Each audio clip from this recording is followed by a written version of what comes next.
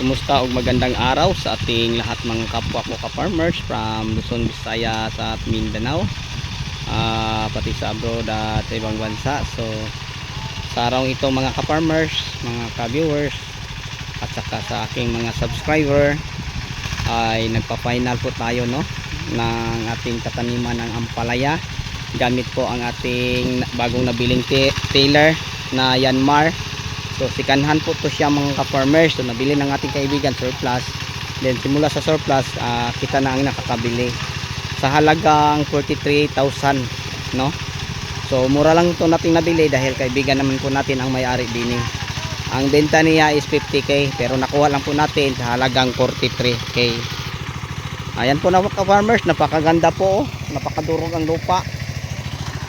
And then hindi kagaya sa isang trailer natin na sobrang bugbog ang ating operator.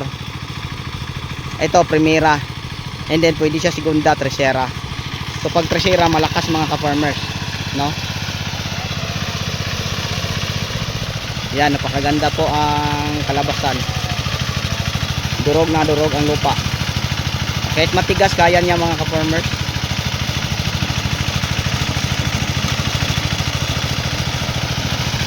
So may punla na po tayo din ng ampalaya na mestiza, no? Variety po ng Swiss seeds ang ating galing po ng Swiss seeds ang ating variety ng ampalaya na ating itatanim. Yan, napaka-relax po sa ating operator pag mayroon tayong ganito. Sabi ko dandahan lang para makita sa ating mga viewers. So ito primera, pwede siya segunda, pwede tercera. So ngayon mga ka-farmers, banda doon ipapa-tercera natin. So durog na durog ang resulta o kalabasan. Yan o. So hindi man po ito natin na traktora, gamit ang malalakay ang rotavator. At least meron tayo dito mga farmers, malaking bagay po, no? Kasi wala po tayong kalabaw dito. Pero pag kalabaw naman, hindi to kakayanin sa kalabaw kasi tingnan nyo, mga 1,300. Pag kalabaw, mga mas kalahati pa lang siguro. And then hindi natin madurog ng ganito. So ito dahil makina na, durog na durog kahit matigas pa or malaki pa ang tipak ng mga lupa. Ayun po mga ka-farmers, napakaganda po ang kalabasan sa ating tiller. So ulitin ko, sikanhan na po natin itong nabili sa halagang 43k. So ayan na po, napakaganda ang kalabasan.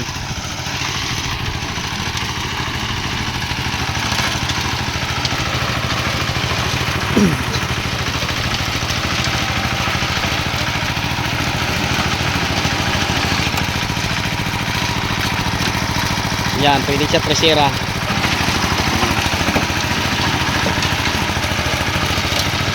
Pag tercera, malakas mga ka-farmers. Parang tama kang naglalakad. So, ganun pa rin ang kalabasan, maganda. Durog na durog.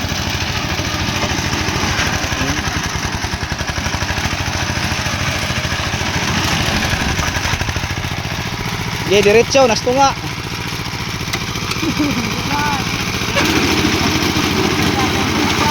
So pagahe, primera. Yan.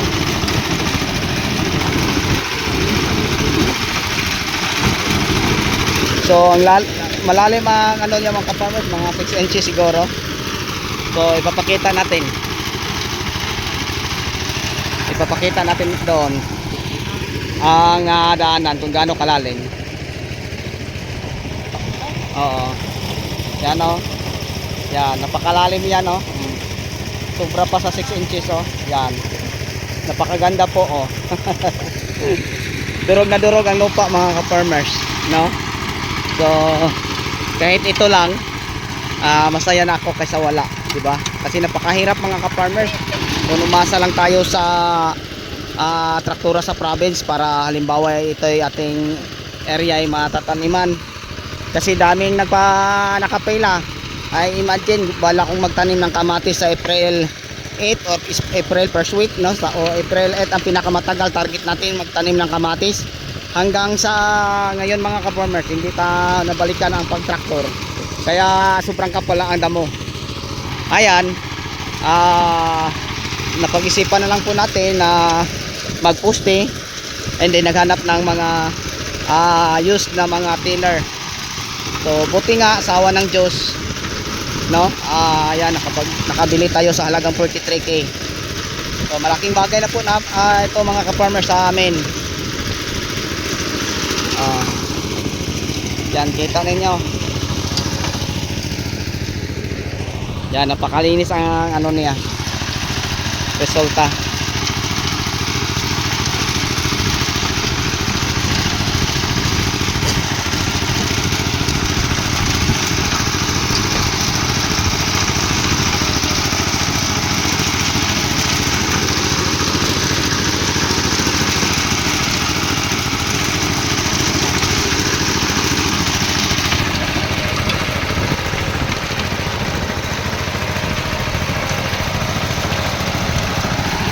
So ang itatanim natin din mga ka-farmers ang palaya. So mamaya ngayon ay alas 10, mga bandang alas 2, alas 3. Dumating ang ating mga tauhan para magbutas, no? Tatlong ang butas din mga ka-farmers sa lalim na 6 inches, and then lagyan natin ng fertilizer, unit 16, mega multiplan vitamin, dupos at saka wukosim granule. Yun po ang fertilizer natin ilagay.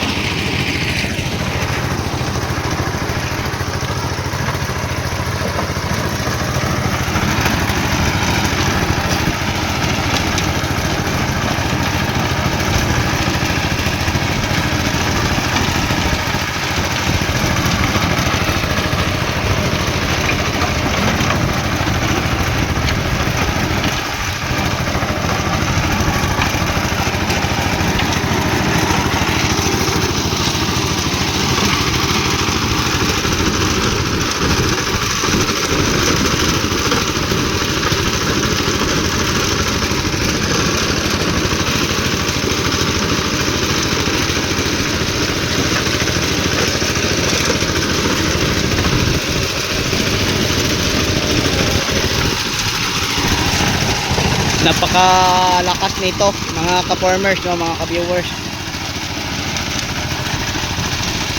Kahit matitigas kaya.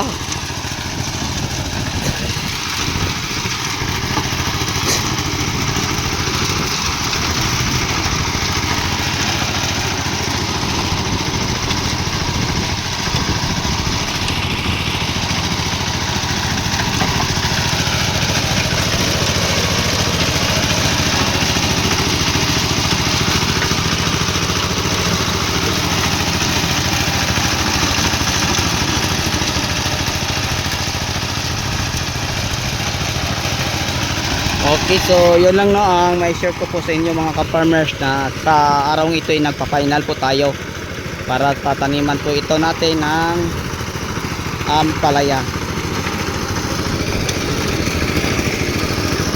Yan, napakalinis na po ang kanyang nadaanan. Okay, so yung lahat hanggang dito na lang po. Maraming salamat, pero bago tayo magtapos, mega love shoutout po sa lahat po mga subscriber, viewers, sharer at commentators. So yung lahat at sa inyong walang sawang pagsuporta, maraming salamat po. Bye bye and God bless. Thank you.